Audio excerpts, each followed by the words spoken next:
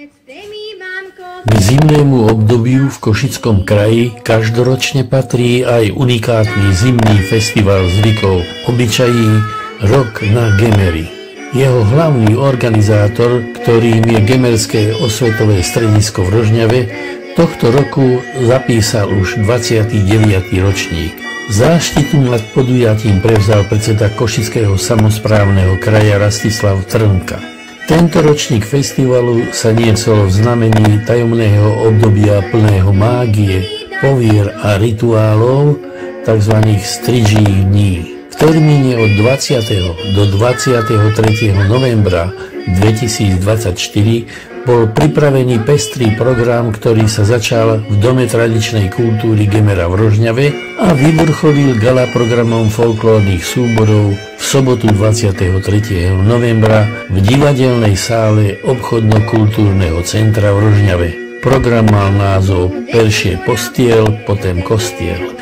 Program previedol divákov životnými osudmi dvoch ľudí cez tému lásky, rodinných vzťahov, dedinských zábav a sobášov. Fotografie z neho do tohto videa, ktoré práve sledujete, poskytol Peter Poboček z Revúcej.